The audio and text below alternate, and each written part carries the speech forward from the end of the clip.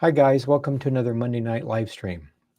We're continuing through our study on the Ezra Apocalypse, and the last 2 or 3 weeks we've been in chapters 11 and 12, and we have been looking at the three-headed eagle. So the major pieces to that is the heads, the feathers, and the claws. And we were speculating on some things. I think we've identified about half of those. So we need to still figure out, or at least speculate on, the heads of the eagle and the 8 opposing feathers. But I wanted to stop. There was a question that was brought up, and so I thought I would stop and go through chapter 14 tonight, and then we'll come back to the Ezra Apocalypse, chapters 12 and 13 next time. Lots of different prophecies in there, but this is one about the sacred books. And a lot of people will say things like, well, who took Enoch out of the canon? Or who decided what book would be in what? Or why did they remove this book? Things like that. And it's kind of an odd question, because in reality, nobody removed any books from the Old Testament, because there's supposed to be the same amount of books that's in there now. And then you say, well, why do the Catholics have the Apocrypha? Those are extra books that they thought were important, that they wanted with the Bible. And in the Catholic version, they just put them all together, especially if they're additions to Daniel, additions to Esther, something like that. You would put the additions with the books. It's logical. But the Protestants that were putting together the King James 1611 actually put together the Bible. And because of this chapter in the Ezra Apocalypse, they basically decided that they would remove the Apocrypha to the center of the Bible. So maybe we should read it, maybe it's important, but it's actually not technically part of the Old Testament, or technically not part of the New Testament. It would be weird, for instance, for me to put Psalms or Proverbs between James and Hebrews or something like that. So this is why, and we're going to see why today, or where that story comes from. So basically, this is a story that is recorded in the Talmud and several other Jewish histories and several other places outside of that. And a lot of people say, well, this is ridiculous, and there's different versions to the story. One version is that Ezra, a guy that came back from the Babylonian captivity, just made up the whole story and wrote Genesis to Malachi as a joke or something, and said Moses wrote it, this kind of stuff. So there are actually liberals that believe things like that. And of course, that can't be true, because it contains real prophecy. One of the reasons why we want to study prophecy. So really what happened, what the actual texts all say, is that he created something called the Targum. So basically you have the Hebrew Old Testament, the way it's found in the Dead Sea Scrolls, which is fairly close to the Masoretic text. Anytime you have a disagreement where Paul says one thing, like in Hebrews, Paul says, quotes part of the Old Testament, and the prophecy is, a body you have prepared for me, talking about the incarnation of the Messiah. Well, when you go actually look up that verse in the Masoretic text, it doesn't say that. So the argument of modern day Jews is going to say, well, Paul changed the story.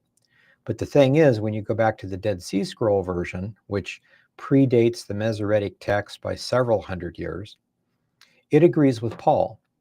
Every time we look up one of those passages from the New Testament into the Old, and if it happens to be different from the Old Testament, just for instance, if you're using a King James or a New King James, something like that, you're using the Masoretic Old Testament and the Greek New Testament. And if you're a King James, New King James guy, you're using the received text, not the cut down critical text. So, but the Dead Sea Scrolls always agree with the Masoretic text the way that Paul described it, which I think is interesting. So anyway, so we have this Hebrew Old Testament, and then the children of Israel go to Babylon. They're there for 70 years. So while they're there, they learn Aramaic, which is very similar to Hebrew, but different. For instance, you probably know that the word ben means son. Like if I said Ben John, it would be the son of John. And most of you have heard about a bar mitzvah. Bar mitzvah means son of the covenant. Mitzvah is covenant or commandment. And most of us don't even think about it. Why doesn't it say ben mitzvah instead of bar mitzvah? Bar is Aramaic, ben is Hebrew. Very similar, just slightly different. Sentence structure is identical. The other thing that they did is they used a Paleo-Hebrew script, which is how it's written in the Dead Sea Scrolls. When they came back from Babylon, they started using the block script, which is what we today think of as Hebrew. So the alphabet changed, the dialect changed.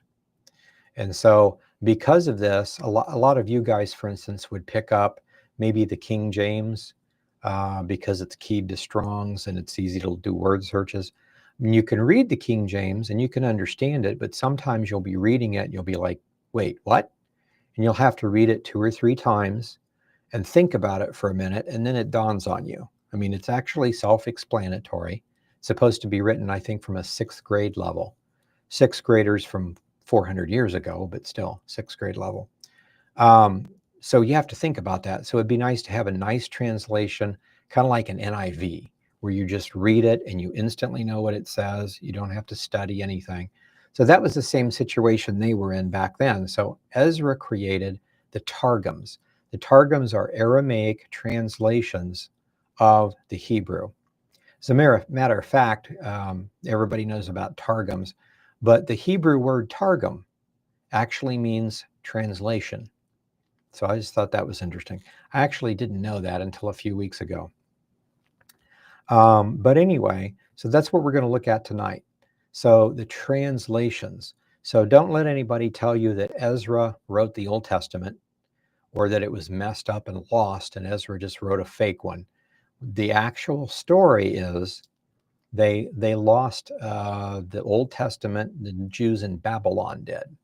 And when they get to a certain place where they can get copies of the Hebrew Old Testament, which come from Jerusalem, if they're still there, that can happen easily. But when you're not reading Hebrew anymore, it gets very difficult. And so this is what's going on. But the interesting thing about it, we're going to be told that the Hebrew Old Testament is capped off or closed, for instance, at 24 books. And so the way this works, if you look at a King James Bible or NIV or any of them, you'll see 39 books in the Old Testament. And the reason for this is because we take the 12 minor prophets and we count them as 12 individual books. In the Hebrew version, it's one book. It's called the 12. So that runs 12 copies, 12 books down to one book. They combine Ezra and Nehemiah, which makes sense because it's the same time period. They take 1st and 2nd Kings and make it the Book of Kings. 1st and 2nd Chronicles, make it Chronicles. 1st and 2nd Samuel, and make it Samuel. So with Kings, Chronicles, Samuel, and Ezra and Nehemiah, all basically going from 2 books apiece to 1 book apiece, and then the 12 going from 12 down to 1, that's how they count it as 24 books, whereas we would count it as 39. But it's the same exact thing. If you were to name them all in order, they may even have a different order. And we've talked about that a little bit. But the order may be slightly different. But if you count them, it's the exact same number of books that we have in our Old Testament without the Apocrypha. Now, you guys know that I'm a proponent of reading everything. And there are errors in certain books in the Apocrypha. They're not supposed to be part of the canon. This one that we're studying tonight, or have been for a while, the Ezra Apocalypse, is part of that collection. The interesting thing about it, though, it's not Roman Catholic. So if you were to get a Protestant Bible, like a modern King James, you'd see 39 books in the Old Testament, 27 in the New. If you got one with Apocrypha, you'd see I think it's 13 books. A Catholic Bible will have all of those except the Ezra Apocalypse. They won't have that because it gets people thinking of end times and who the harlot religious system might be and things like that. So very interesting. So when you think about the Apocrypha as a Roman Catholic, remember that the Ezra Apocalypse, which has legitimate prophecy in it, but it's not supposed to be part of the Old Testament, was placed there by the Anglicans. So the Ezra Apocalypse is Anglican Apocrypha. The others can be considered Roman Catholic. And in that mix is First and Second Maccabees, which a lot of us read around Hanukkah time because we wouldn't know anything about Hanukkah except for First and Second Maccabees. The Eastern Orthodox Church has Third and Fourth Maccabees in addition to First and Second, and they have Psalm 151, which everyone has thought is odd for the longest time. In the Dead Sea Scrolls, though, we have that same 151st Psalm, and then we have another 9. So there's actually 160 Psalms total, a Dead Sea Scroll version, which we can study sometime. So anyway, I'll put those out there for the supporters of the channel to get PDF copies and stuff when we get to them. We're doing some really interesting studies. If you're in our members group, you've been hearing about the different studies that we're doing and getting ready to release. So let's go ahead and read our text for tonight. And this is about the public canon, which is the Old Testament, the 39 books as we know it. They'll say 24. And about this secret set of books that's not available to the public, or not normally. Not that you can't read it, but it's not pushed out there. They want everyone to read the entire Bible, period, and to get familiar with it, but not necessarily the text from the School of the Prophets. So let's look at this. This is chapter 14 of the Ezra Apocalypse, all about the sacred books. And same kind of stuff. He goes and prays and waits for about a week, and then an angel comes and reveals things to him. So it says, after 3 days passed, I was sitting under an oak, and a voice came out from a bush opposite me. Now, bush, remember in Exodus chapter 3, I believe, God speaks to Moses out of a burning bush. Same kind of a scenario. So he's sitting under an oak, and a voice came out from a bush opposite me, saying, Ezra, Ezra. I said, behold, here am I. And I was talking to my son earlier today about how one word can convey so much in Hebrew. And this is interesting. This is the word Hanani, which is how you say, here I am. You know, it's a normal response to, hey, are you here? Get over here. Your parents might say, like, yes, here I am.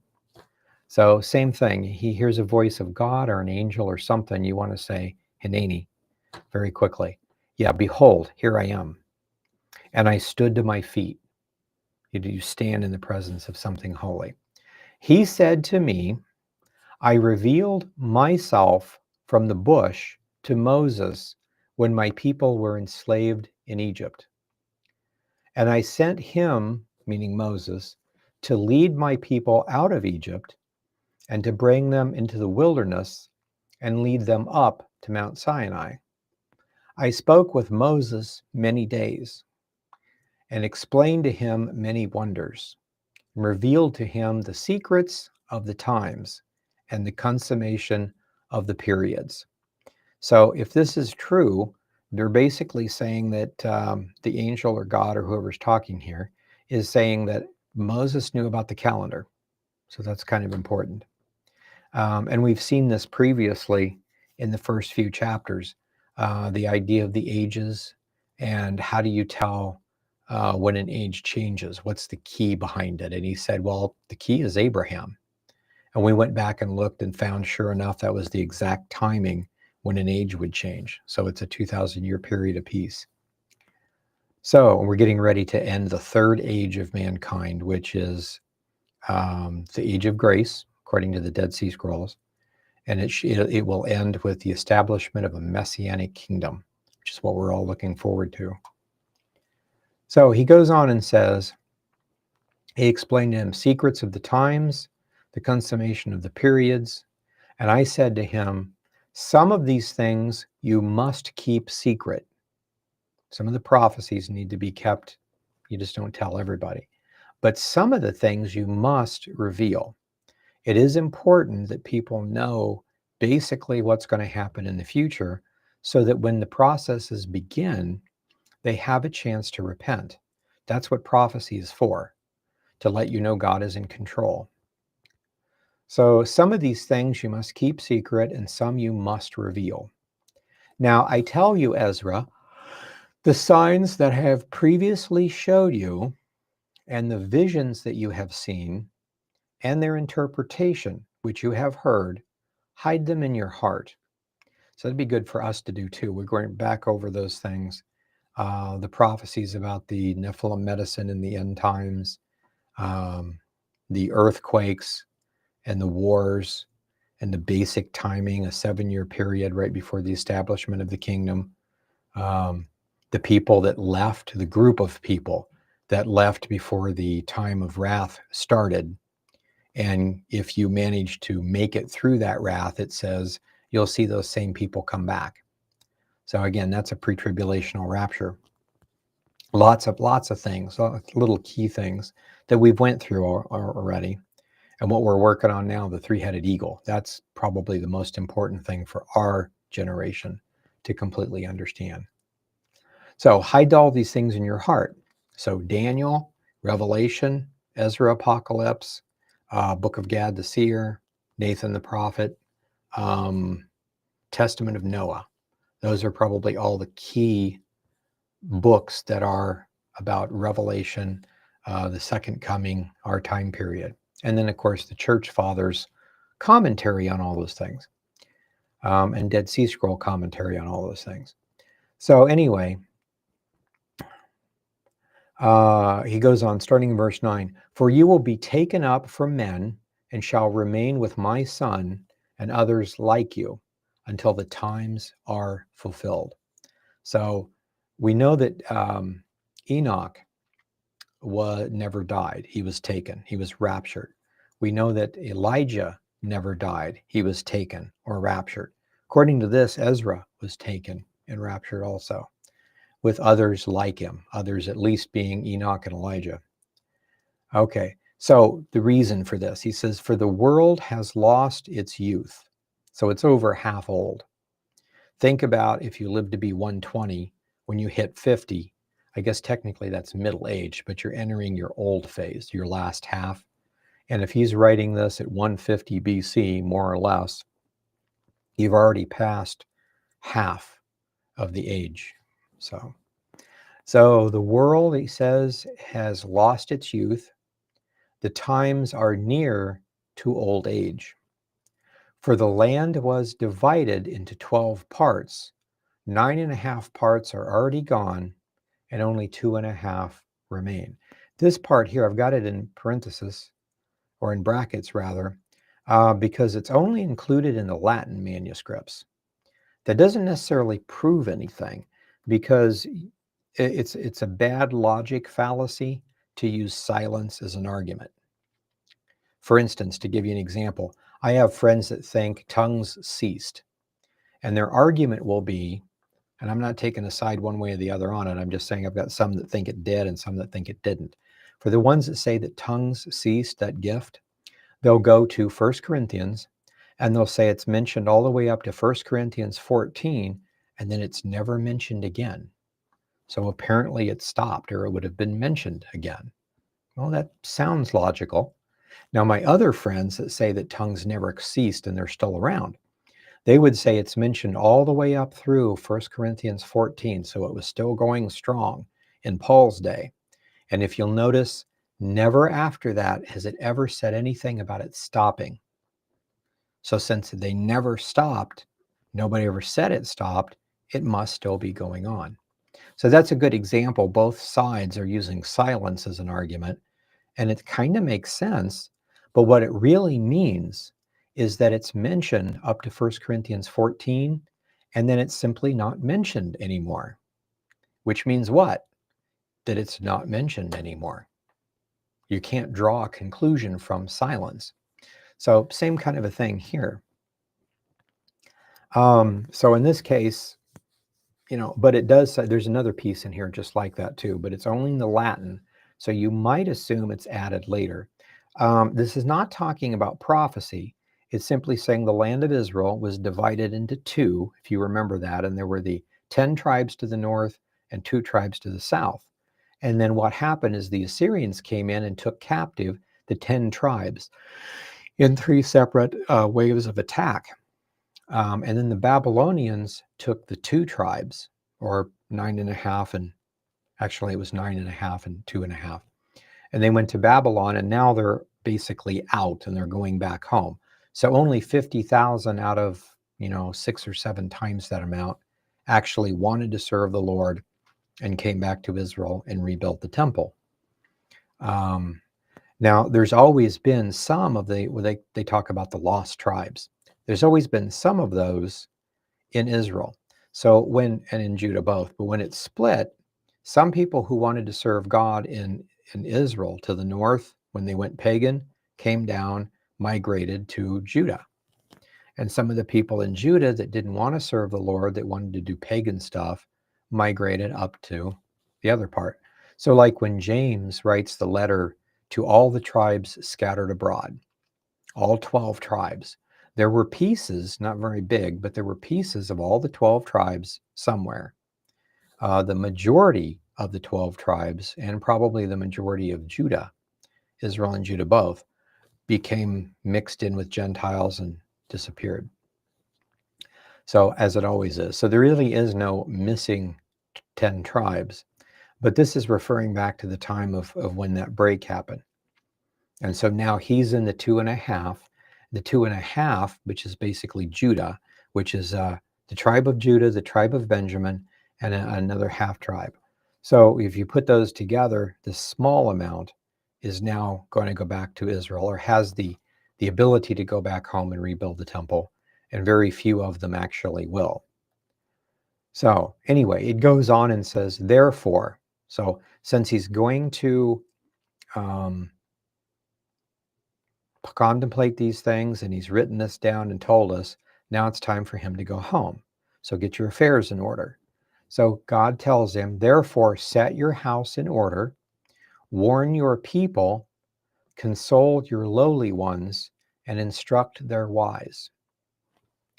Give up the corruptible things of this life, and lay aside all of men's burdens, death, the weak nature, and all those things that oppress you. Ready yourself to leave this age. And I'm always amazed at stuff when I go back and look at it. I didn't know about ages back in the time when we put this together. I just translated it the way that it says. But now that we know the Dead Sea Scroll calendar and the way ages work, this makes perfect sense. Worse things will happen for them than the evil you have seen. We know that the tribulation period is going to be worse than any time it has been. As the world ages, evils multiply on the people. Truth gets harder to find, and falsehood only grows. And we know that. There's 1,000 different theories on how things work, and they're all incorrect. We're always trying to find that one, what really is true. Even now, that eagle that you have been seeing in the vision begins its approach. So this is 450 BC. And even now, we know that the eagle is the Roman Empire. We know very well everything now up to 1453, as far as those dated timeline prophecies are concerned. One of the manuscripts talks about the fall of Byzantium in the 108th Jubilee. We covered that last week. So go back and look at that if you missed it. So that particular one we've been studying, he says here, even the Roman Empire has actually started its movement. The empire has formed, and they're not doing anything now, but they're actually taking over Greece at this point. And then they will come to Cyprus, and then pretty soon they will come to Syria and to Egypt with Cleopatra. Remember all that stuff. And then eventually Israel will be taken over as it grows. So it's already started at this point. So Ezra asks something of the Lord then. So he's going to go home soon. but he's got time to warn the people. So he says this, I asked my Lord, I will do as you have commanded me, and I will warn the people who now exist, my friends that are around here. Those, however, who have yet to be born, who will warn them? For the world is in darkness, and the people are without light. For the law is burnt. So the Hebrew version that they had there has been set aside, burned, lost in Babylon. It still exists. It's in caves somewhere. And no one remembers the works that you have done or what you are about to do. It's the same kind of thing if you think about it. A lot of people know a little bit of Christianity because they went to church, they have friends that are Christian, everybody knows the story. But other than that, they've never read it themselves. They really don't know anything about it. Remember back when you go through and read the minor prophets, those 12 minor prophets, they'll say things about even some of the priests are busy out farming, making money, doing that stuff. And sometimes you could walk up to a Levitical priest or someone that's supposed to be a Levitical priest and ask him about the temple in Jerusalem, and he will respond by saying, there's a temple in Jerusalem? So if the minor prophets talk about that, that's pretty bad. If you don't know there's a temple in Jerusalem, you don't know much of anything, especially if you're supposed to be a priest or from a priestly family. You ought to know that there is a temple in Jerusalem. Anyway, same kind of thing here. So he's wanting to warn them, but how would he go about making sure that all this stuff continues? So verse 22, it says, if then I have found favor before you, empower me by the Holy Spirit, and I will write all that has happened in the world from the beginning, including what has been written in your law, that men will be enabled to find the path, and they who wish to live may at least know the way. So this, when you read this first part, it almost sounds like, through the Holy Spirit, just zap it all in my head, and so I can write it all down. So like maybe the Old Testament is gone, what Moses wrote doesn't exist, and he's going to use his imagination to write it. That's what some of the liberals would say. That's not what he's saying here at all. He's asking, he's read the law, he knows it, but he can't remember it all, and the Holy Spirit can bring it back to your remembrance. So he's asking either the Holy Spirit to do that, to give him manuscripts, to help him copy something, just something for the people of the future. And so he answered me, saying, go and gather together your people. Tell them not to seek you for 40 days. 40 days is always interesting. Moses was up on the mountain for 40 days and saw everything that the Lord wanted him to see. He says, prepare yourself with many writing tablets. So we would take like a ton of, several reams of paper and our typewriters up there, that kind of a thing, getting ready to write. And take these 5 men with you, Sariah, Derah, Salemiah, Helkana, and Sheol, because they are equipped for writing quickly. So these guys basically had their form of shorthand. So you could just rattle stuff off and they would record it as quickly as you could say it. When you are ready, you shall come back here, and I will cause your heart to discern, and your thoughts will not fade until you have completed what you are about to write. So he's going to give him what we call in the New Testament inspiration, like the scriptures are inspired. They're not just what Matthew might have remembered about the Lord. The Holy Spirit empowered him to remember them crystal clear and to write it where it was 100% correct. Now, the Matthew that we have today, for example, may or may not be, it may have spelling changes, some text differences, things like that.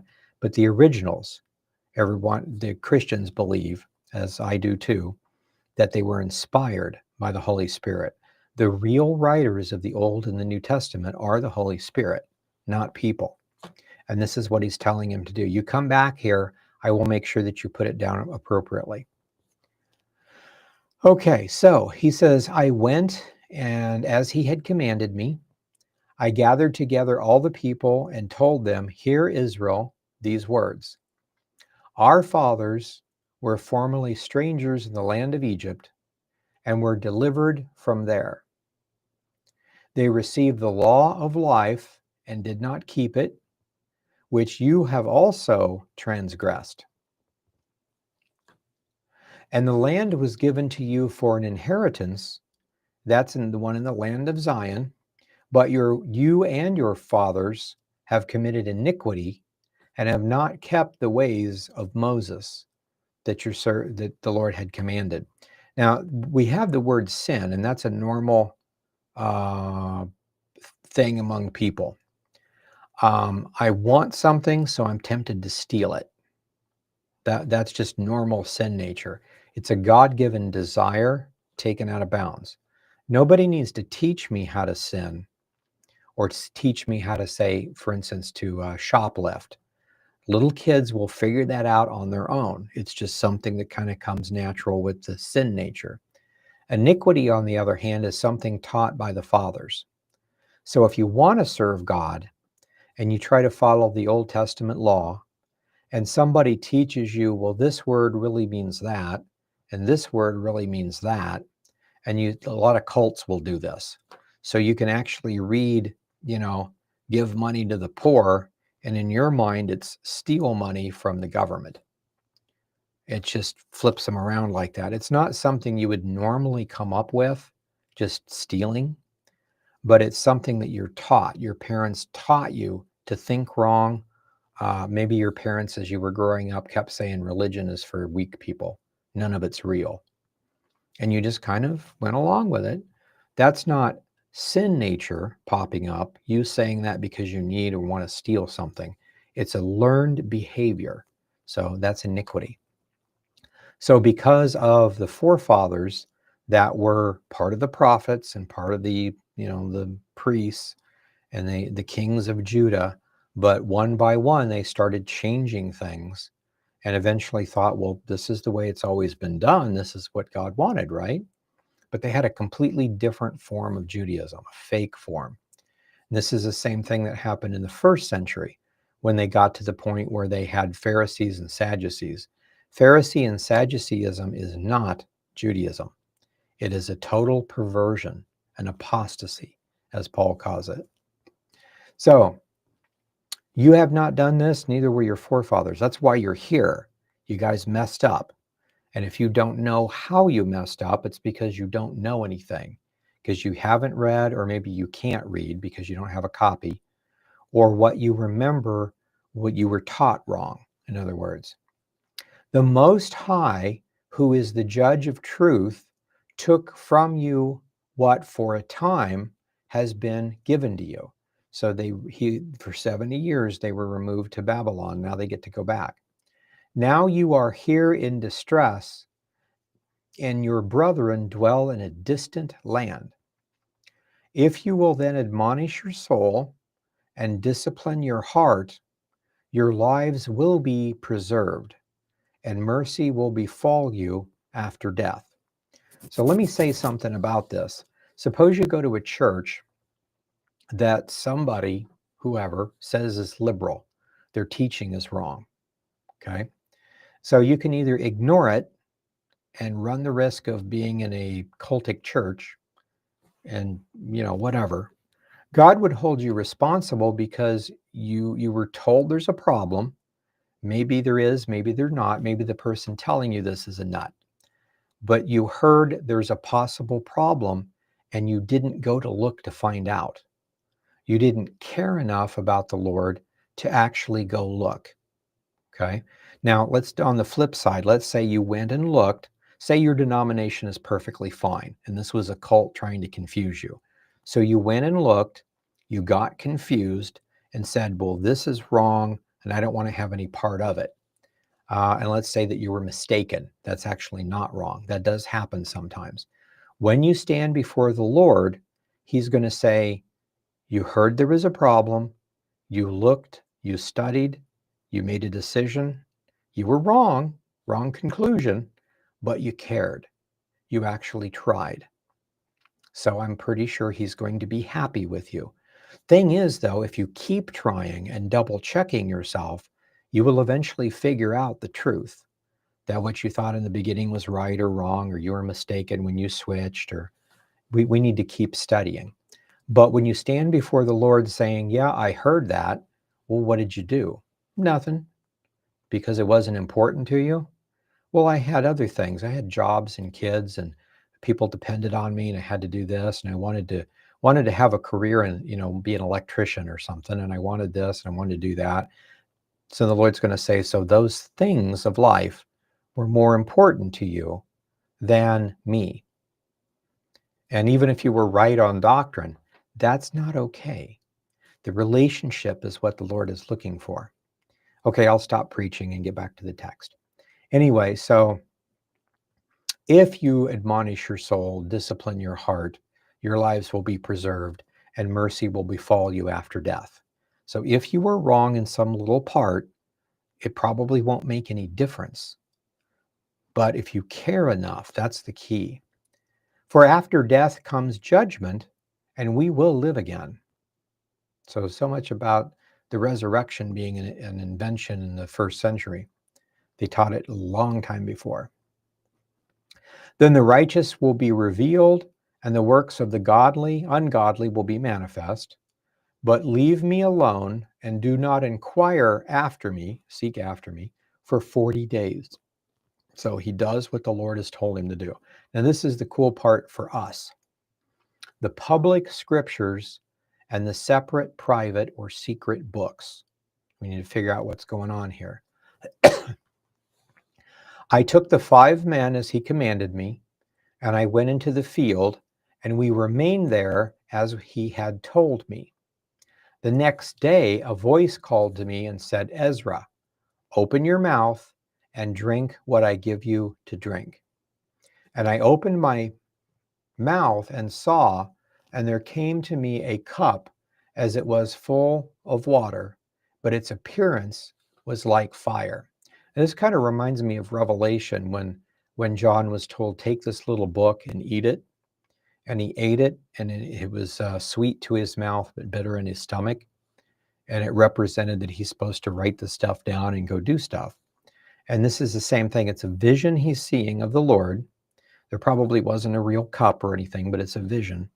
And as soon as he takes this in the vision, he begins to see other things and then write them down. Same thing that happened to John. He said, I took and I drank, and when I drank it, my heart overflowed with discernment. My breast poured forth wisdom, and my spirit retained memory. So all of a sudden, he remembered the Old Testament, the way he studied it as a kid. He understood it properly and had discernment. And so now I'm going to, like me, I'm going to take a Hebrew document and put it into English. I need to understand what it's actually saying first, but the Holy Spirit has hit him with inspiration. So he's able to do this. It says, verse 42, but the Most High gave understanding to 5 men. So it's not just Ezra, but the 5 translators gave understanding to the 5 men, and they wrote the things that they were dictated in order in written signs that they knew not. So they knew Aramaic block script, but they apparently did not know Paleo-Hebrew. And these things were written down in those languages, and they didn't really understand them, but they wrote it properly. So this is kind of, if you think about it, a different aspect of the gift of tongues or gift of languages. Along the same kind of a thing, there's a Bible called the Waldensian Bible. And actually that's based off of Peter Waldo around 1000 AD. But their tradition goes back to the 2nd century. I think it was called back then like a Vordo Bible. I'm probably mispronouncing that. Anyway, the story is the people in Italy, actually, in France and in that area, um, people that came with the gospel in the 2nd century, and they used what's called the gift of languages or gift of tongues to write the Old Testament first and then the New Testament in their language, which is some sort of Italian or French or whatever. And that's how they got their Bible. And then later on, when the Catholic Church came in, they recognized there's a problem between the Catholic Church and what they have as a written text. So they refused to convert to Catholicism. And then long story, Peter Waldo and the Waldensians and all that stuff happened. So this is a little known story, but you can find it in different places. It's in the ancient history books. But the interesting thing about that is somebody came in, used a gift of the Spirit to instantly translate the Hebrew and the Greek, or the Hebrew, whatever they had, the original, into their language. So here we have the same kind of thing happen about 450 to 500, about 500 years earlier, that the same thing is happening to Ezra and his people. The Holy Spirit is inspiring them, and they're able to write it down in text that they don't know. They're not fluent in this particular language, but the Holy Spirit is giving them the ability to translate. They're not sure where it's coming from, but it's just working. So those are things interesting. When you put yourself in the will of God, you can know that there will be demonic attacks, but you will also have an empowerment, not necessarily to write scripture. I'm not saying that, but the Lord will give you the ability to do what he wants you to do. So he says, I sat there 40 days, as he was commanded. But they wrote by day, and at night they did eat bread alone. I, however, dictated day and was at night not silent. In 40 days, now look at this, 94 books were written. So in the 40 days, 94 books. Okay. When the 40 days were completed, the Most High said to me, the first 24 books, that would be the Old Testament. Remember, we have a set of 39, but because they count them differently, like the 12 minor prophets are one book called the 12, and we call it 12 minor prophets. So we have 12 books, they have one. So you put it all together, they have a 24 book canon. We have a 39 book Old Testament canon, but that's just the way we're counting them. It's exactly the same text. So he says the first 24 books, okay, that you have written, make them public. They're public domain. Everybody gets to get a copy. Hopefully everybody will take a copy and will read it and study it and live their life by it. So make it public that those who are worthy and those who are not may read them. And then hopefully those that are not worthy will read them, will understand, will get convicted, will accept the Lord and become a believer, become saved. So everyone should be reading the Old Testament and the New Testament, not necessarily other things, until you get the public canon understood really well. But keep the 70. So there's 94 books minus 24, that's an extra 70. So there's 24, that's the Old Testament. There's an additional 70 that are not to be in the Old Testament canon. They're to be separate, okay? Keep the 70 separate and allow only the wise men of your people to study them. The wise men, of course, this would be the sons of the prophets. So we're seeing here a recreation, not a made-up story, but the text that existed in Hebrew being put down in Aramaic so they can be studied, maybe with notes. If you've ever looked at the Targums, they're basically, look at them in English, that is. They're copies from Aramaic rather than Hebrew, so slightly different wording, means basically the same. but there will be commentary stuck in those. Every so often there's an extra sentence or so, and we understand it to be commentary, but sometimes it explains how a prophecy was fulfilled or something along those lines. So Targums are fascinating to read. Anyway, I'll keep the 70 separate and allow the wise men of your people to study them, for they contain veins of understanding, the fountains of wisdom, and the stream of knowledge. So if it's prophetic and it explains the calendar and how you figure dates and things like that, I could see that being the groundwork or the stream of knowledge to interpret everything else by. Okay, then here's a scribal edition. This is another one of those things that's not in the original. So again, we don't want to use silence as an argument, but it's dubious. So it may or may not be part. And there's something in here that doesn't seem right. So it said, so and I did so in the 7th year, in the 6th week, after 5,000 years of creation and 3 months and 12 days. So that date might be correct, but the 5,000 years, this was at 450 BC. So nowhere close to 5,000 years. 5,000 years would put us up around 800 AD, something like that. So way up there. So this would not have been the Ezra. So whoever appended this or added it is using the wrong calendar. And that would kind of fit with the Greek, some of the Greek calendars. So somebody's at least trying to figure out when he would have done it and wrote this in. Then Ezra was caught away, taken to a place as those that were like him, after he had written all these things. But he was called the scribe of the knowledge of the Most High forever and ever. Ended is the first discourse of Ezra. So I'd like to see if there's others. But anyway, so the thing that I wanted to share to you here is, according to this legend then, he translates from the Hebrew to Aramaic so that the people can have the Bible in their common language, much like Tyndale and Wycliffe and those people risked their lives, and most of them were executed for it, translating the Bible the closest they could get to the original, the big pieces of Greek, and filling them in with Latin, whatever they didn't have, to try to get a fairly close representation of the scriptures in the native language of the English people. So the very first English Bibles.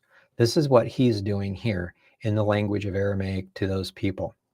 So the important part for us to know is that the canon is closed the way it's supposed to be.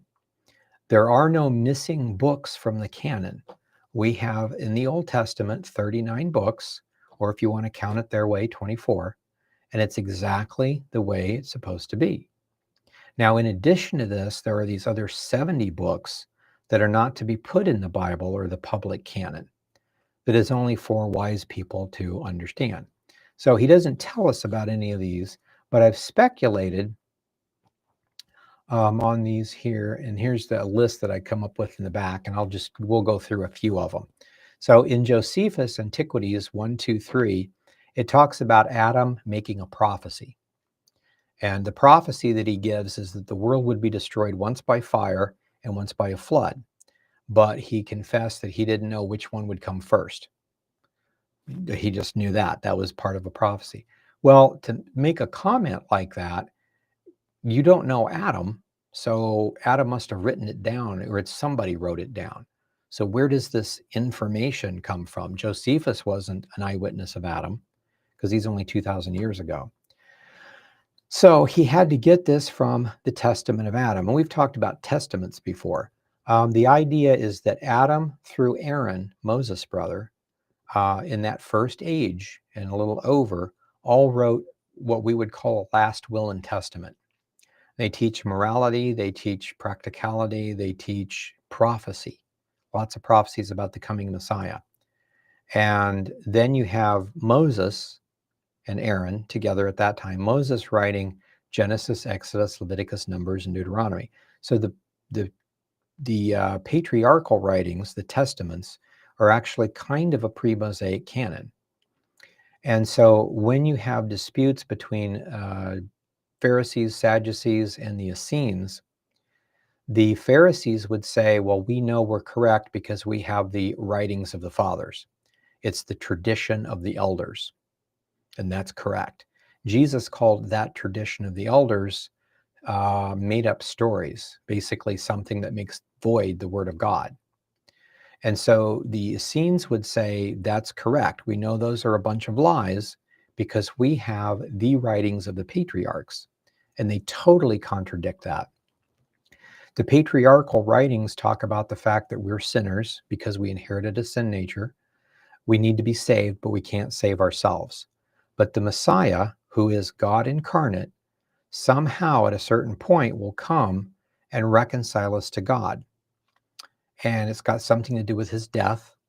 And they even had in 11Q13, one of the Dead Sea Scrolls, the date on which that would happen, which was supposed to be 32 AD. Again, give or take a year, but even having it like that is significant. And that starts the age of grace, and then it goes forward. So these things existed. We found probably fragments of at least 22 of the 44 or so that are said to have existed. And I think we're going to find more soon. Anyway, so he mentions a prophecy that Adam did. In Jasher chapter 2, it mentions prophecies that Canaan had. And Canaan supposedly knew a lot and understood a whole lot of the Nephilim. That's probably why, it might be why we have the Book of Giants, which is the how they did the genetic tampering, that part of the Dead Sea Scrolls. That might have been something from Canaan. Might have been other things. Enoch is mentioned in Jubilees and also in Jude verse 14. There's the Book of Giants. That's one I was just talking about in the Dead Sea Scrolls. And then there's the Pillar of Seth mentioned in Josephus 2:3, all about the calendar, the star patterns and things like that. So that may not even be prophetic, but at least it's a writing that Seth did, in other words. So we actually have a piece of the Testament of Enos also in the Dead Sea Scrolls. So if you get our book, Ancient Testaments of the Patriarchs, we've got all of those together from the Dead Sea Scrolls, as much that at least currently exists. And I'm pretty sure we'll get more. But that means Adam, Seth, Canaan, and Enos. The first four people mentioned in Genesis, we know for sure they wrote something, which would be their testaments. So the tradition is real, apparently. And then Methuselah wrote part of a book. There's some information about what he wrote in Enoch 83. Lamech wrote some things, and that's in Enoch 106. Noah wrote this, a book, mentioned in Enoch 107 and Jubilees 21. And then again, when we put this together, this was way before I knew the Dead Sea Scrolls very well. So in the Dead Sea Scrolls, we have the Testament of Noah. And the Testament of Noah is probably one of the most important prophecy books that you need to look at. There's not much there, but it gives you a basis for what Daniel chapter 2 is about and gives you more clues, more information. So very interesting. Kind of like reading our three-headed eagle prophecy from this book. Then we go back and look at Daniel and we see there's this nondescript beast, probably a different kind of creature, like a Roman eagle. We know it's Rome now because it's past, not future. And the 10 horns or 10 kings. Now this gives us the same information, but a lot more. So same kind of a thing there. And then in Jubilees 12, it talks about the books of the fathers. And of course, that would be, again, the testaments in general. So if we had some 40 testaments up to the time of Moses, and then add to that whatever the writings of the prophets are. Like we know in the Old Testament, it talks about prophets, Gad, Nathan, Shemaiah, Iddo, and somebody else, Azariah. Anyway, there's 5 called the Lost 5. They wrote books of prophecy. We have the book of Gad translated, so you can get that one. We have fragments of Nathan, still can't get to the others for some reason. Just not God's timing yet, apparently. So anyway, these are the books of the fathers, and then the writings from the school of the prophets. And Hippolytus, one of the church fathers, gives us a list of people who ran the school of the prophets from Moses' time all the way down to Agabus. John the Apostle is in there all the way down. Agabus, who's mentioned in Acts, and after him it was Quintanus, I think, something like that. Anyway, and then it kind of ends. Not that the gifts end, but School of the Prophets, at least that list ends. So books of the fathers. So I think that's interesting. The books of the fathers are all of the testaments that teach real prophecy. So the Pharisees have a fake book of the fathers, which is their tradition of the elders. Elders meaning fathers. So same kind of a thing. There's a book of Abraham mentioned in the Jubilees. We have pieces of it from the Dead Sea Scrolls. Fascinating. I don't know that there's any prophecy in it, but it's interesting. There's the book of Amram. That would be Moses' dad. That's probably one of my favorite Dead Sea Scrolls. Anyway, the book of Eldad and Medad, according to the Old Testament, they wrote a book about prophecy, specifically something dealing with Gog and Magog. So they wrote that way before Ezekiel chapter 38 talks about it. So we do have a piece of that, a small fragment. It's just basically the title and a couple of words. So there's not much you can get out of it other than it was written by Eldad and Medad, and it's a prophecy about Gog. And, and then there's like 2 or 3 other words, and that's about it. So it did exist, at least. Probably still does. In the Ethiopian canon, they have Janus and Jambres. Those were 2 of the musicians that withstood Moses. That's probably, well, may or may not be. I don't know that it contains any prophecy. I would think the important stuff would be the prophecies from the school of the prophets rather than some of these others. There's a memorial book written about the Amalekites, may or may not have anything in it. Book of the Covenant, Book of the Wars of the Lord. That part there's a piece of that in the Dead Sea Scrolls. Book of Jasher, a lot of extra information. Law of Kings, that was recorded to have been written by Samuel in 1 Samuel 10. We do have a copy of that. Chronicles of the Kings, Midrash of the books. Genesis Apocryphon from the Dead Sea Scrolls. That actually turned out to be the Testament of Abraham. And then a couple of other things kind of sandwiched together. Annals of Jehu, Treatise of the Kings, Acts of Solomon, the 3,000 Proverbs of Solomon, a lot more than what's in our book of Proverbs, the 1,005 Songs of Solomon, Solomon's Manual on Botany and Biology. That's one that I would like to get a hold of. Dead Sea Scroll herbal medicine book, I'm sure.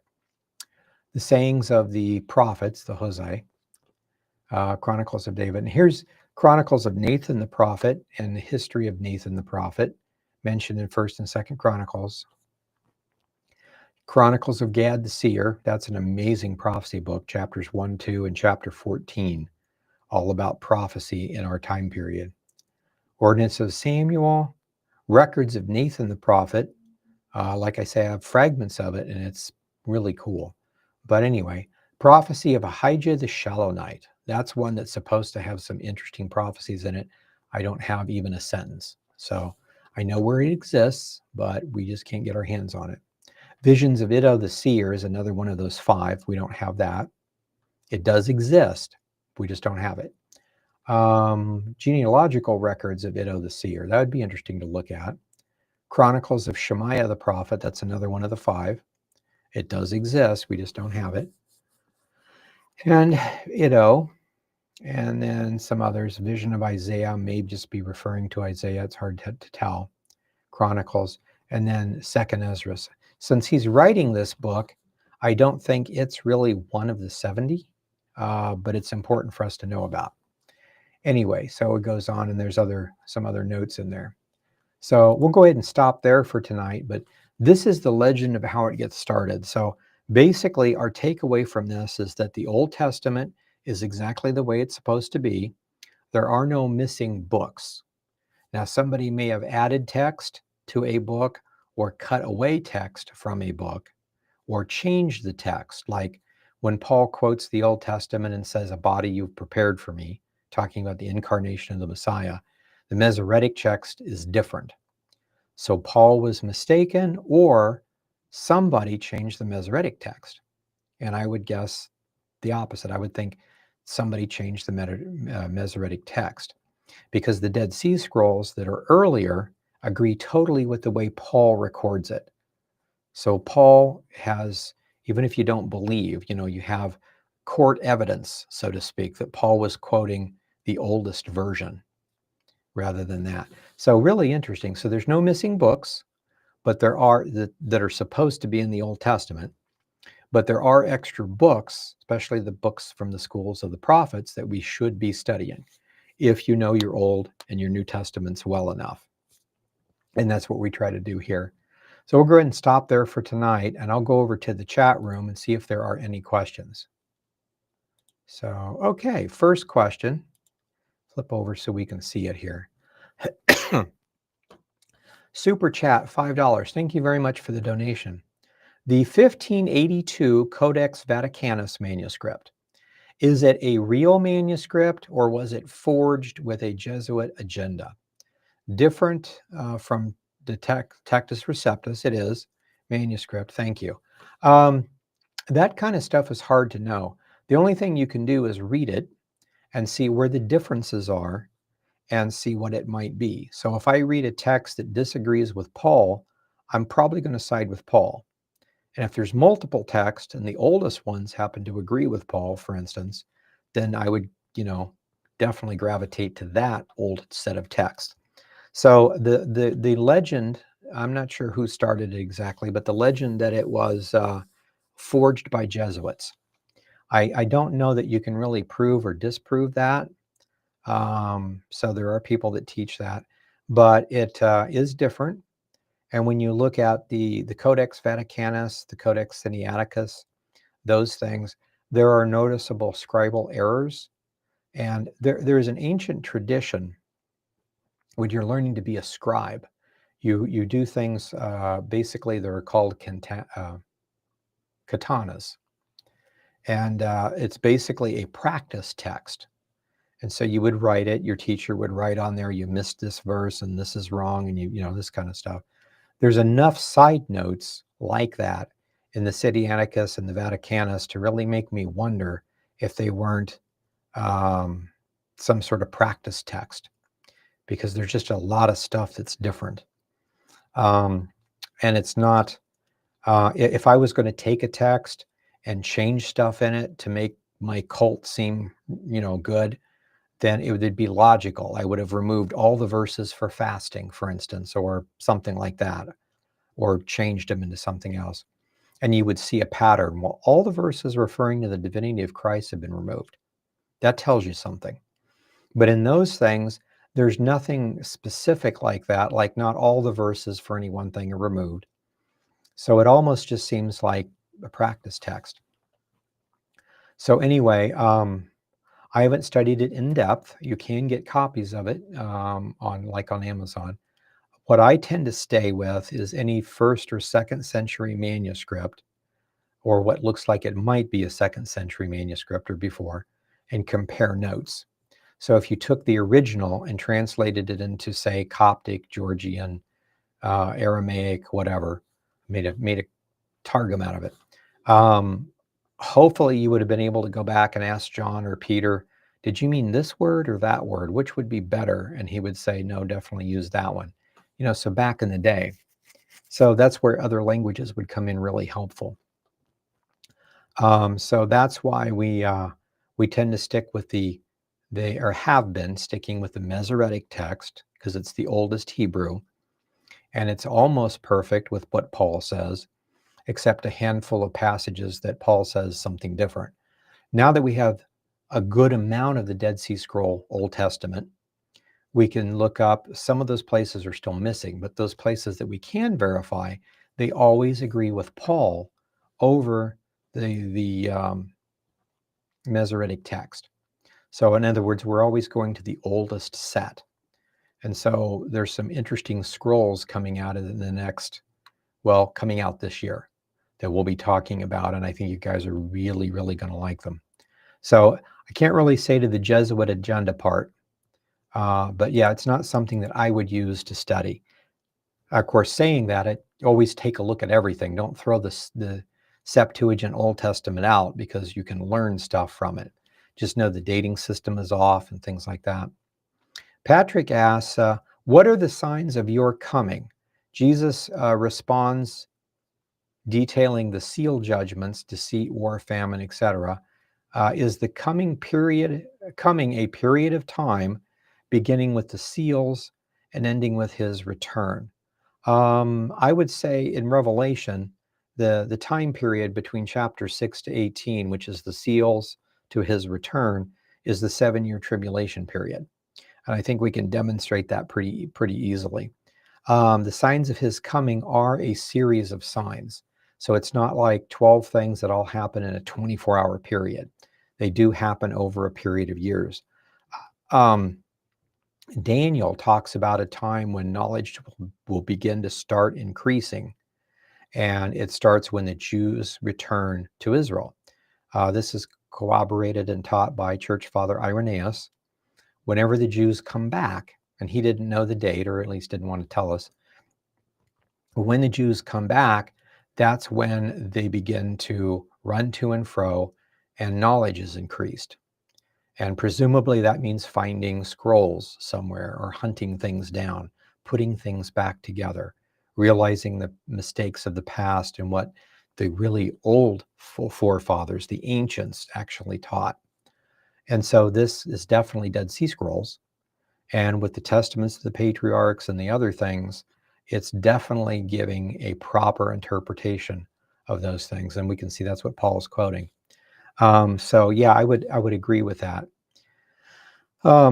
If you also tack in what Jesus said about the birth pangs, and I could be wrong on this, but the way I interpret is that the time of the birth pangs, or the time of the sorrows, begins when Israel comes back. So it actually started in 1948 and will last for approximately 120 years.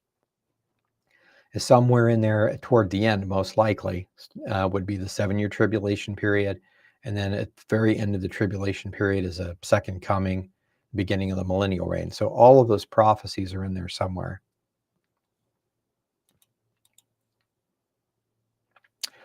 Could the sheep and the goat judgment not involve eternal salvation, but merely entrance into the millennial kingdom?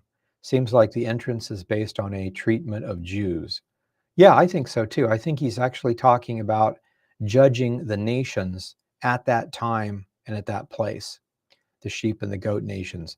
That actually continues, because in the millennial reign, if there's a nation that decides not to recognize Israel, not to send representatives during the Festival of Lights, then the judgment against him is that rain will be withheld from their land.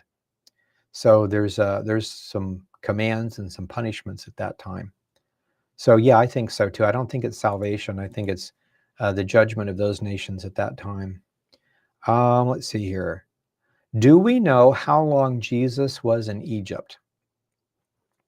You can do an approximate, because if he was born based on the prophecies, if he died at 33 and a half, which you can see this in John, because John says he's about 30 when he's baptized, and then he goes and does stuff, and then you see a Passover, and maybe a Pentecost, and a Tabernacles, and a Passover, and then a trumpets and a Passover. So you can count them like that. So he's almost 30, and then you can count the 3.5 years. So he's 33 and a half when he dies. So he's in his 34th year. So if you back up 34 years from when the Dead Sea Scrolls pinpoint his death, which is 32 AD, give or take a year, you back it up, that's around 2 BC. So if he was born around 2 BC and he took off and they came back when Herod Archelaus was ruling in the place of his father, and then they turned and went to Nazareth, you can figure about a 6-year period. So approximately he was in Egypt 4 years, something like that, 4 to 6 years. Also, since John the Baptist was only 6 months older than Jesus, could Herod's decree explain how he ended up with the Essenes? Could be.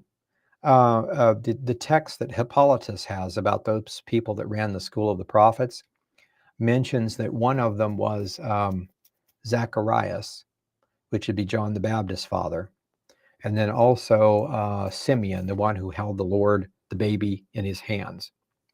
And so we have an interesting set of texts like that.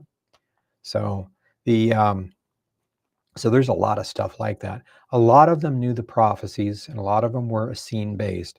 According to Josephus, the vast majority of Jews in the land obeyed the Pharisees and the Sadducees because they would be punished if they wouldn't.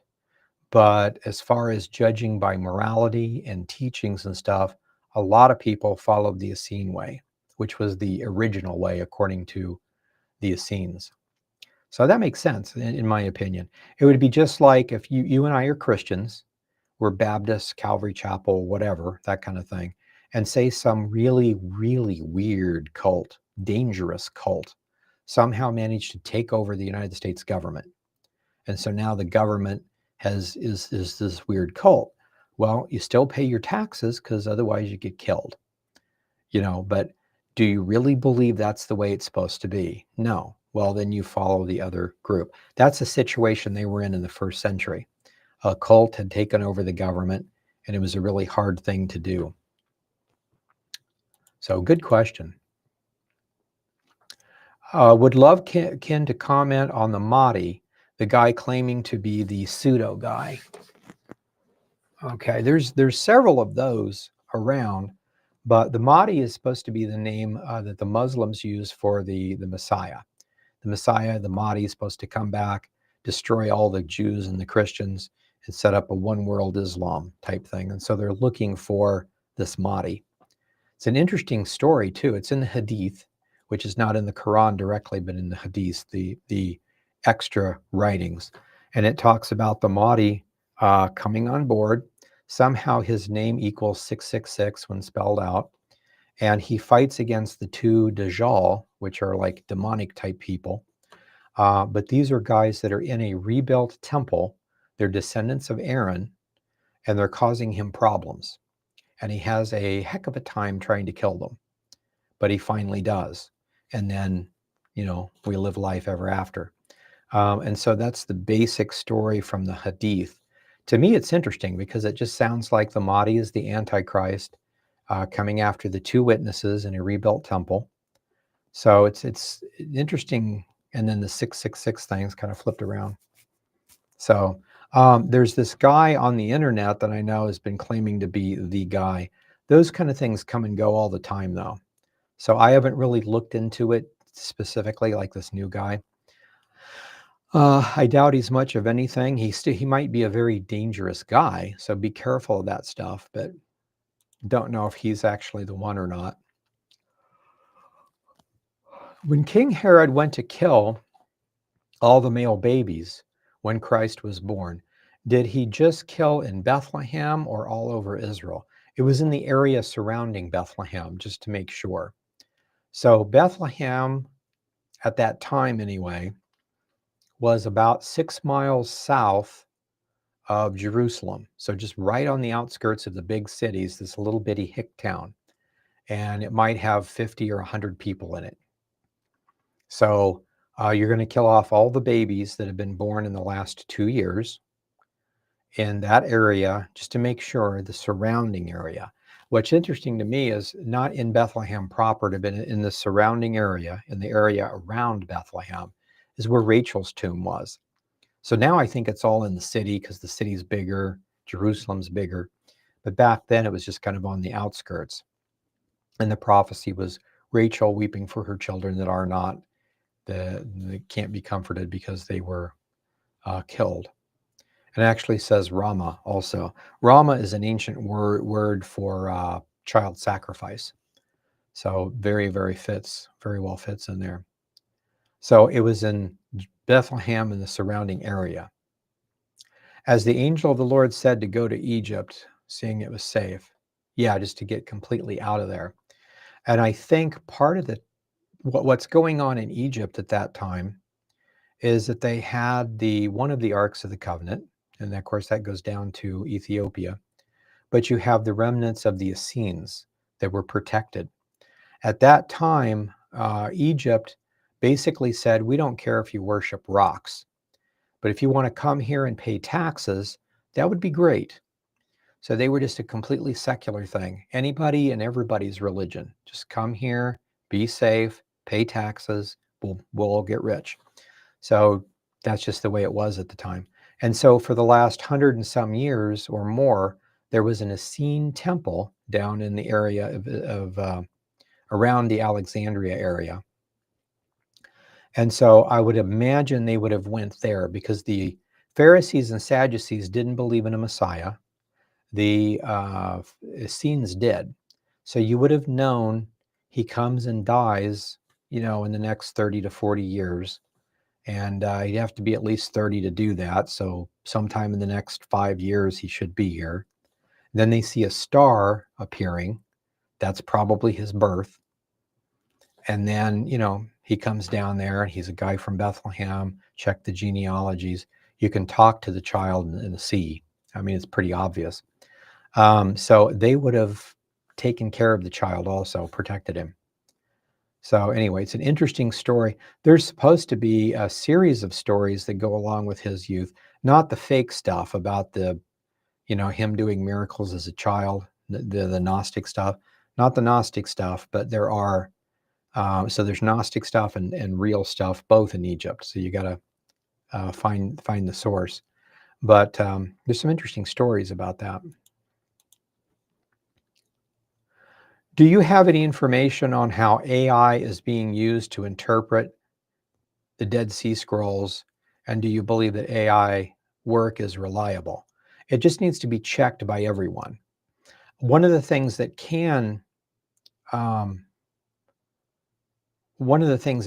happen, make it easier, is a manuscript that's messed up, or not even messed up, but I mean just so old, the texts are faded. You can scan it with different kinds of radiation to try to figure out where those are. And supposedly AI can do that a different way. And I don't know if that's true or not. There are some people that have done some manuscript evidence that way. I don't know how much AI fits in or not. Because to me, scanning something with an X-ray to see if there's actually a bone in it is one thing. But looking on the surface and having AI try to figure out if there is a bone, you could go along the contour, and if you knew what you're supposed to be looking for, it might show where a break in a bone is or something easier, doctoring up the photo so you could see the lines or something. So I would be skeptical. I'm skeptical of AI. It's great on some things. To go tell it to make a picture of a 7-headed red dragon, and it might come up with a really nice looking one. That's not a big deal, but we do have to be careful of everything. Just remember that way back in the day, I remember people saying the newfangled radio is just a tool of Satan. And then they realized, hey, we could preach the gospel on that. And it worked great. A lot of people got saved. And then TV was bad.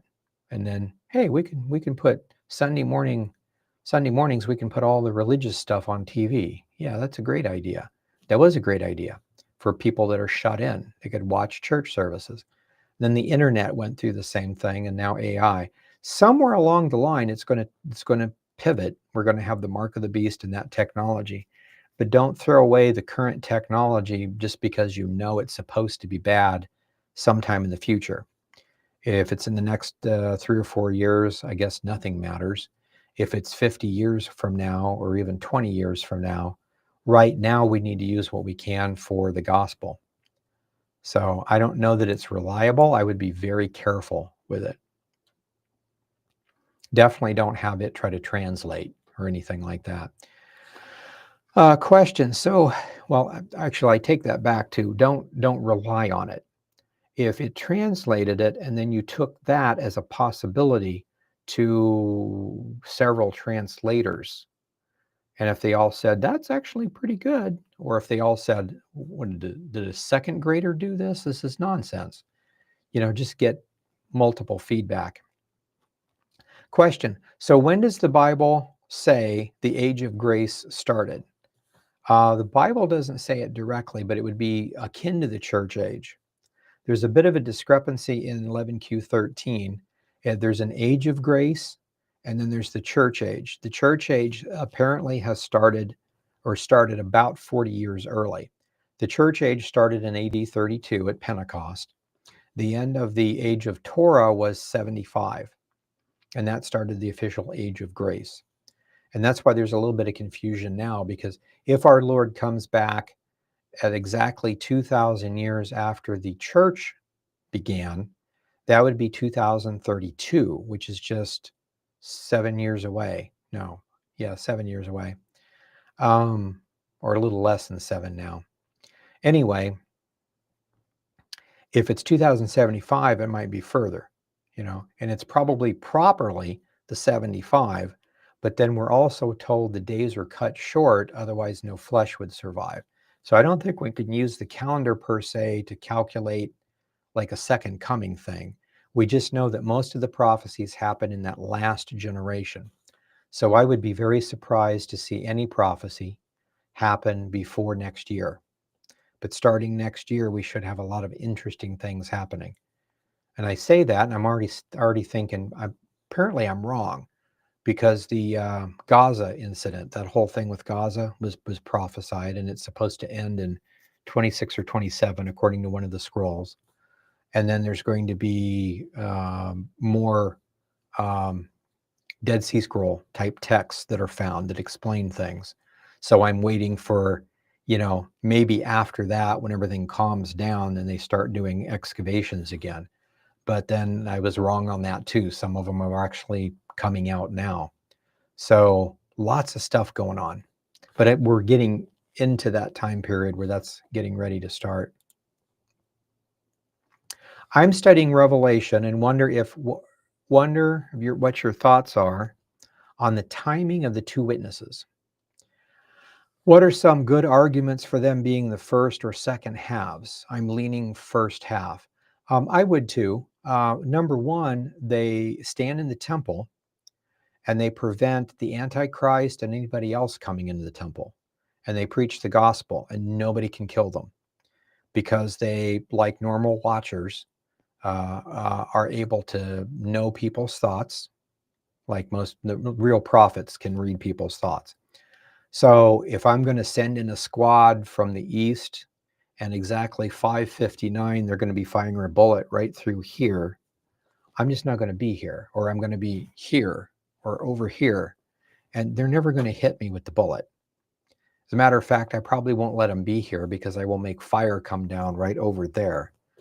So I know what's happening, so I can't be killed. And so that's the situation going on there. So the Antichrist, we're told, sets in the temple in the middle of it. He sets in the temple pretending to be Christ, God incarnate. So the only way he could do that is if the two witnesses are gone, because they protect the temple. So also notice that as far as a timing in Revelation, it talks about how they are killed and they lie in the streets for 3.5 days, and then they resurrect and they ascend. So at that point, it says that ends the second woe, and the third woe is beginning. And those are connected with bowl judgments. Yeah, bowl judgments. So in other words, you can pinpoint exactly when their death is. It's between the second and the third woe. Now, the only problem is you don't know how long the woes are, so you can't say that's exactly 3 years, 2 months, and 15 days after the rapture. You can't get it that specific, but it's in between the second and the third woe, so you can kind of put that in there. If you're going to take all of these things and try to cram them in the last half of the tribulation period, then it's somewhere in the middle of that. If it's in the 7-year period, which most of us think, then it's right around the middle. And that makes sense because he can't set in the temple proclaiming to be God in the middle of the 7-year tribulation period if they are preventing him from doing it. So that's my take on it anyway. It's a good question. I struggled with that for a long time until I started reading some of the other scrolls. Why does the prophetic calendar use a 360-day year? What they're doing is counting the days of the month. And I don't know if this was a Holy Spirit thing or somebody just invented it or whatever, but the old calendar is 364 days. That keeps all the weeks even. So all of the holidays are always on the same day. Passover is always on Tuesday. New Year's is always on Wednesday. Yom Kippur is always on the same day. So, and that means every 5 to 6 years, there's a leap week that's added, rather than the way we're a little more accurate to the spring equinox, because every 4 years, almost every 4 years, we add 1 day to keep it really accurate. But that messes up our weeks. For instance, if I said, when is New Year's? Is it always on a Wednesday or a Tuesday? No, it's different every year. So our years, our weeks are messed up. So that's the 364 day. But they have 4 tekufas, which are the spring and fall equinoxes and the summer and winter solstices. So those days that are actually like half winter, half spring, they're not actually in those seasons. They're like half. So they're outside the months. So you have 12 months of 30 days each. That's 360 days. And then there are 4 tekufas that are outside the months. They're not in any particular month. They're right before a new month begins. And so somewhere along the line, they started using a 360-day year to do certain kinds of prophecy. And you can see that in Daniel and a few other places. So again, I don't know if that was just something someone calculated as a code kind of thing, or something that the Holy Spirit designed. But that's what it's based on. It's the number of days in the months, not counting the 4 tekufas because they're outside the months. So I guess the answer to that is I still don't completely understand it, but I just at least know where it comes from. Question: Did you or could you teach the history of our King James Bible? I don't think I have. I know a little bit of it. It's a fascinating story. We had 50, I think it was 56 translators. These guys were amazing, if you think about it. They had, almost all of them had this tradition that they would be teaching in a seminary. And then the standard thing, during the months, you want all your people home to do the crops and everything. So the summer months, you would take off at least 2 months, 2 to 3 months. And during the summer, they would pick a language, go to where that place is spoken, and immerse themselves in the culture and take 2 or 3 months and master the language. Then they'd go back to school and teach. Next year, they'd pick another one and do that. So some of these guys knew 10, 12 languages. Just every year, they'd pick one and go learn it, and they'd remember it. That's what blows me away. I have problems with English, to tell you the truth. But these guys, oh, some of the stories that they have are amazing. And then you have people like that all get together and they double check each other. You misspelled this word. That makes it look like this in Swahili. Well, it makes it look like this in Greek. Okay, well, it should be. So that's fantastic. So the 56 or so translators are pretty interesting. Now, remember, King James commissioned it, but he had nothing to do with the translation. So he may have been a good guy, a bad guy, whatever. He just said, I want Catholic scholars and Protestant scholars to get together. We want a Bible that makes sense, no notes attacking each other, and just be done with it. Because the Geneva Bible was written by that time. And the Geneva Bible, if you read the front, the notes in the front, oh, it is extremely anti-Roman Catholic. Pope's the Antichrist and just all this other stuff. And they attacked the, I think it was the 1599 version. The editor attacked the King James, calling him a homosexual and just all sorts of weird stuff. And he's not fit to do this. And it's a corrupt Bible. And again, he commissioned it. He didn't write it. But still, and then the Reims Dewey is the Catholic version. And they attacked the Protestants just as bad about how we're the Antichrist and all this stuff. So he wanted them to come together to put one together with no notes so they could do that. There's a lot of interesting information on that. I'm not saying I'm a King James only guy.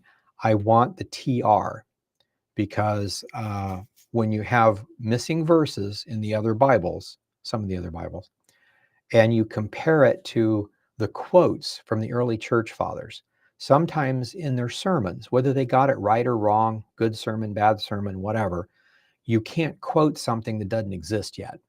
So sometimes in their sermons, they will quote the long form. So that shows that even though the oldest manuscripts we have, which is 350, which is that Sinaiticus and the Vaticanus is what they're talking about, they are missing verses, okay? But when you look at church fathers that are quoting whole passages in their sermons that are 100 to 150 years earlier, like around 200-ish, and sometimes, not always, but sometimes they will quote those passages. That means they existed. So to me, it's interesting. And then now looking, well, I'm getting on something else. There's another set of manuscripts coming out of the near future that would kind of corroborate that too. So we live in exciting times. This next year is going to be neat. But that's about all I know specifically about the King James Bible. Question, I joined a little late. Can you clarify on what you meant when you were talking about languages, even through the New Testament? Okay, I think basically what we were talking about is Ezra's creation of the Targum. So a lot of people want to know why certain books are missing or why were they taken out of the Bible. And this book here is the Ezra Apocalypse, which is the Anglican, part of the Anglican Apocrypha. It's between if you have a book having all of it, it'll be between the Old and the New Testaments. According to this, the Holy Spirit sealed up the Old Testament with the same books that we have now. We have 39 books. They call it 24 because they group them differently, but it's the exact same amount of books. And that's exactly what's supposed to be in our public canon, because you don't want to try to talk to somebody about getting saved and then say, here, you have to read this Bible that's got 5,000 books in it. They're basically going to say, well, I'm just toast then, because I can't do that. We have a hard enough time getting people to read the Old Testament, let alone anything else. But it's supposed to be sealed the way it's supposed to be sealed. But then there were extra books that he also put into Aramaic so people could read them easier, but they are for the wise. And my interpretation of that is the school of the prophets, the extra stuff. So, which is probably Targums of the Testaments and other writings, which we have a few of those, so we can begin to study them. So that's probably all I was talking about with languages. The basic idea is that they spoke and wrote Hebrew. They went to Babylon for 70 years. During that time period, that generation pretty much forgot Hebrew and the Proto-Hebrew script and started writing in the square block script, Aramaic. So it's a very similar language, but it's different enough to confuse people. So that's why we have the Targums. Seems to me that the most likely candidate for the Antichrist will be whoever rebuilds the Jerusalem temple. Possibly. I can't really see any other event making the Jews think someone is the Messiah. Yeah, that's a possibility. Nowhere does it say that he actually rebuilds it, but that he desecrates it into that 7-year period. The first thing that we see of him is signing this or enforcing this covenant that has been setting around for a while.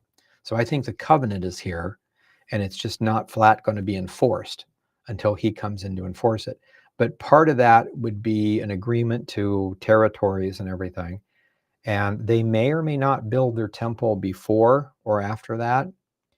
But then he allows them to do animal sacrifices, or they just have been doing it or whatever.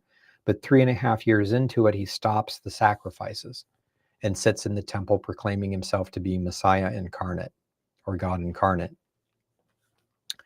So yeah, it very well could be at the same time period, or he might cause it to be rebuilt. What's interesting to me is that they continue to talk about it now. They're not going to do it right now today because they're in the midst of a war. So that's obvious. But once everything is done, the prophecies say that they'll control the territory from the Litani River down to the Brook of Egypt, that whole coast. So southern Lebanon and Hezbollah will no longer be a problem. They will have sovereignty and recognize sovereignty over Judea and Samaria, and then the Dead Sea area, and then also Gaza.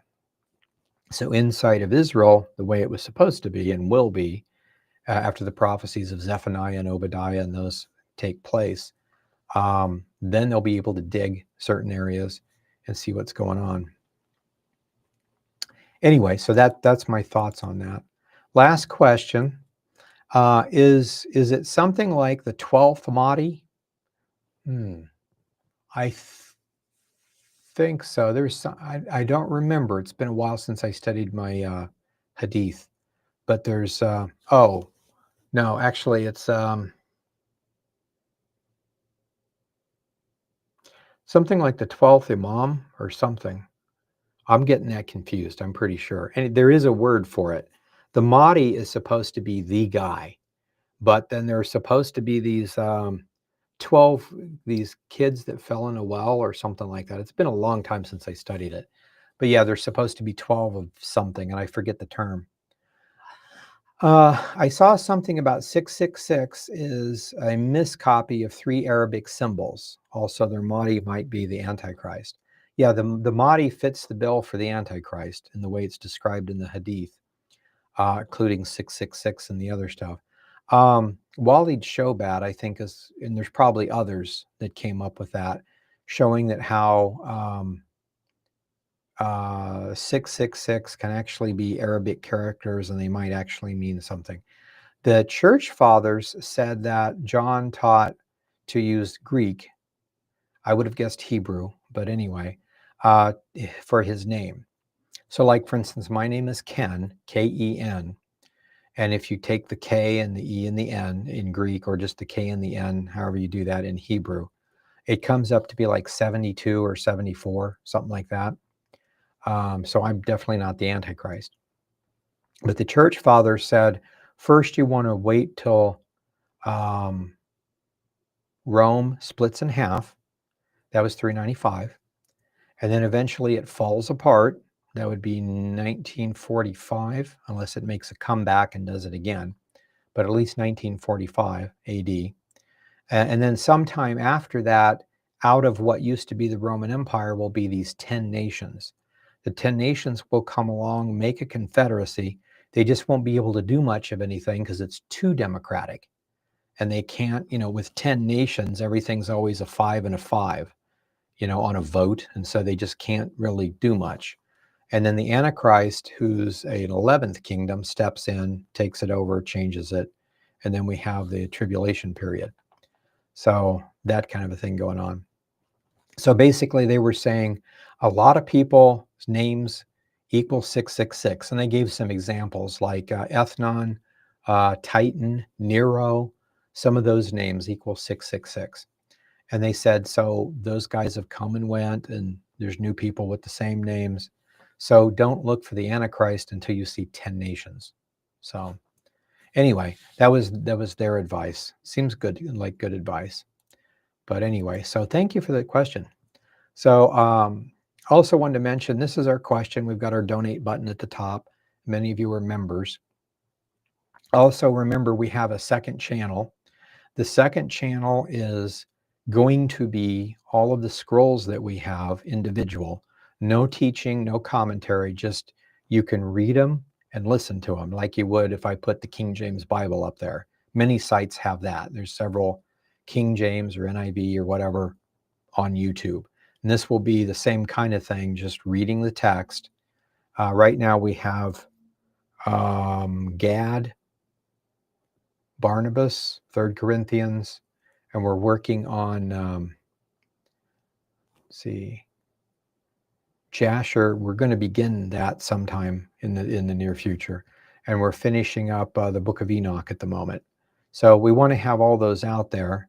And if you want to buy our books have commentary. But if you just want the text to listen to it like you would the Bible, there will be Bible type sites, I'm sure, on YouTube, whichever one you like, ESV, NIV, whatever, and then the manuscripts. But anyway, that's our second channel. And then we also have a network, which is private. It's free, but it's unlike Facebook, where you would get in trouble for saying certain things. We can speculate on those certain things, and we have a place in there for prophecy and a place in there for herbal medicine, things like that. I'm not super active on it because I kind of tend to come and go because of projects I'm working on. So I just wanted to let you know about that. And then we have our support for the ministry, Give, Send, Go, which is a Christian company. So I just wanted to make sure that you knew about those things. So, okay, we'll go ahead and stop there for tonight. Go back, continue working on our Ezra Apocalypse next week. God bless you guys, and we'll see you next week.